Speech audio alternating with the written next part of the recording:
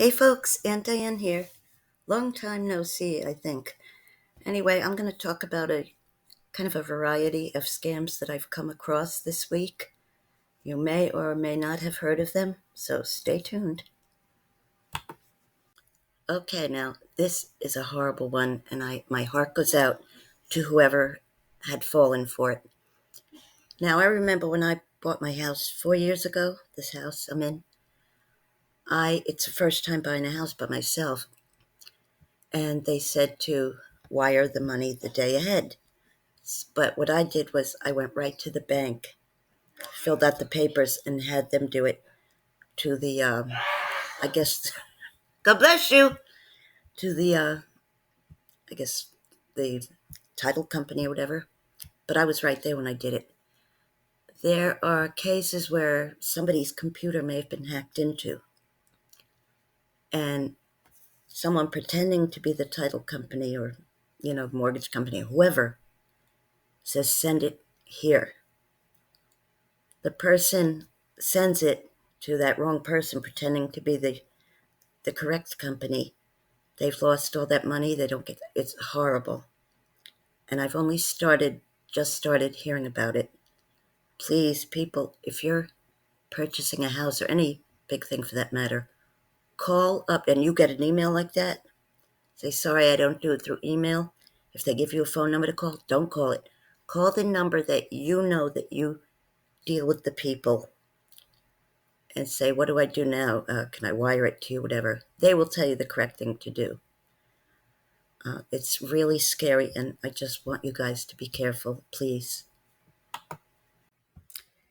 Now, a couple months back, and then about a month back, first I did a story about women, and mostly women, but also other workers from very poor countries travel to the Middle East and other more uh, rich Asian countries, thinking they're going to work at a hotel or some kind of job that they didn't mind.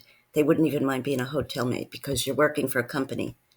Then they end up getting stuck being somebody's personal slave, not getting fed, not getting paid. Now, this isn't everybody, but a lot of people have had this problem. Some have even lost their lives at the hands of their employers who take their passport and don't even let them call their family at home. Then about a month ago, I did, then about a month ago, I think, I did one where there's semi-skilled office workers or people that have even gone to college and, you know, got a degree in either, something to do with computers or programming, any kind of software, sales, um, finances, and they get recruited by a country in Southeast Asia, Hong Kong, or any of those countries. And when they're picked up at the airport, they are thrown into a van or bus with other applicants. And instead of, like, say, they're going to work in Thailand, no.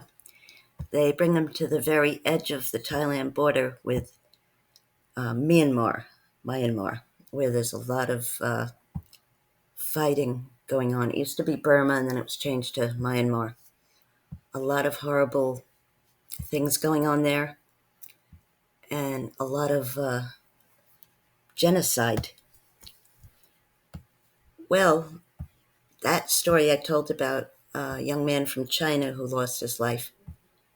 But the problem is so much worse, much larger scale than I thought it would be. And I think it's Australia, ABC Australia, one of those channels. The first story I heard was on BBC, I believe. The second story I heard was on, I think it's ABC Australia. There was a young South African man who's very educated, and he got away, thank God, and told the whole story of what happened. But it's really, really bad. It turns into human trafficking, what it is, kidnapping, taking all your identification so you can't even get away, get back to your country. They don't feed you. I mean, it's really, really horrible. I would think twice before going for a job in another country and make sure they're a legit company and really research them before taking any kind of offer. And to end this video on a light, silly, lighthearted note, I had to snap this picture that I found in Dollar General. It was a while ago. I don't remember if it was last Halloween or April Fool's Day. I figured snapping a picture is the next best thing to buying it. So I snapped the picture. I hope you guys have a good day, and I have some more scam stories to tell you. I'm not at my best right now. I'm trying to get things caught up. Now the weather's getting cooler, so I should get more productive. And I'm taking care of my sweetheart, who you heard him sneezing in the other room. And now the pollen's here. That sucks. And what I'm taking, you're not supposed to get drowsy, and I'm getting drowsy. So I'm drinking tons and tons of coffee. And then I listen to YouTube videos late at night. A couple of creators that I really like have very calm voices. And when I say they put me to sleep, I don't mean that in a boring way. I mean that their voice is very soothing. But my voice is not soothing. So if you want to wake up, listen to me. If you want a good laugh, listen to me.